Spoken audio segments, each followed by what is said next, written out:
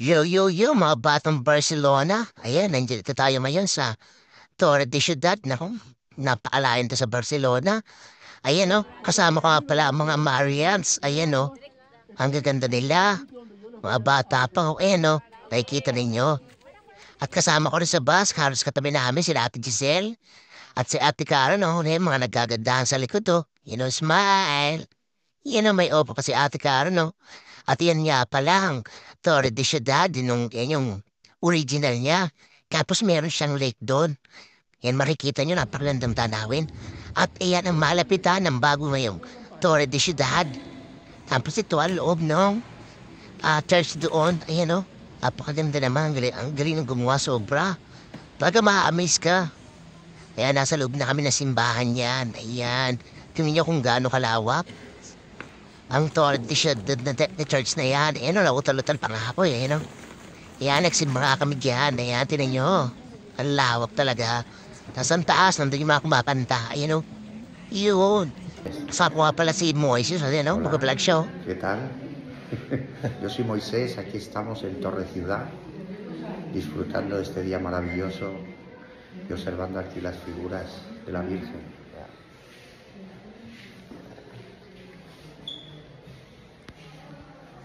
Ayan, at yan na nga, mga Mary at sari-sari mga santa dito sa Espanya at sa buong Europa pala. Naku, napakarami niyan. Halos hindi ko na mabilang kasi yun sa ilalim niyan.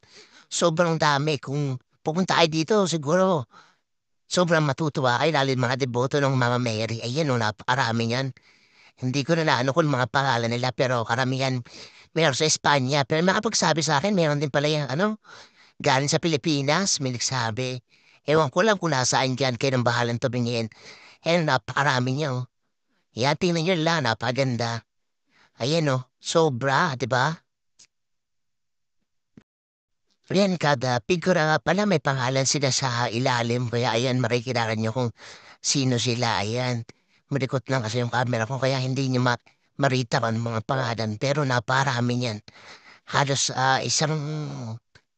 isang diretso mahaba, napahaba talaga. Yan. So mga mahilig nga pala dyan sa Mama Mary, pakilike and share naman itong video na to para malaman din ng iba na gusto mag-travel dito sa Europa. Yan, mapuntahan sana nila to kasi napaganda talaga at sobrang ma-amaze kayo pag nakita ninyo sa personal yung lugar na yan, yung Torre de Ciudad. Nako, ilagay nyo na sa bucket list nyo yan, yung Torre de Ciudad. Ako na nagsasabi sa inyo, napakaganda, sobrang ganda. Yan sa mga gusto nga palang sumama sa mga ganyang excursion, ayan. Pwede niyo kontakin si Ate Giselle, ayan. Ano lang natin sa comment section kung anong contact niya. Alam mo kasi meron yata sa June. Sa June, ayan. Kaya abangan ninyo or other month. Ayan mga batang Barcelona, ito nga pala napansin ko to do. Pag magkukumunyo kayo, luluhod kayo yan, dyan. Ayan, di ba sa ating pipila. Pero dyan, luluhod kayo, yan o, nakakamiss o. Tapos ayan, yan naman yun sa mga souvenir. Meron din silang souvenir, ayan. Sa mga pupunta dito mahilig mag-uwi, magbaon, ayan, pasalubong. Ayan, may mga souvenir sila dyan. Andiyan din yung presyo, yun o. Ayan, pinantahan din namin yung lumang original na Torre de Ciudad. Ayan yung mga laman niya o. May mga parang dyan, yung mga gamit sa bahay. Ayan o, may glingan. May mga, hindi ko alam ko ng mga tawag dyan eh. Tapos ito yung may mini chapel. Yan siguro yung parang church talaga nila lon.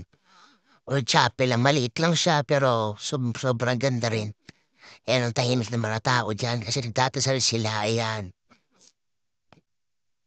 Ayan, ang dami nagpipicture sa daan. Tituloan ko na at siningil ko ng 5 euro, you know. At ayan, dito matatapos sa ating video. Ayan o, huwag niyo kakalimutan sinabi ni Father Lino. Ayan o, pag nagbibigay, di ba? Huwag yung damihan nyo sa parokya na San Agustin. Yun lang, adios, mga batang Barcelona. Huwag kalimutan siya, mga batang Barcelona.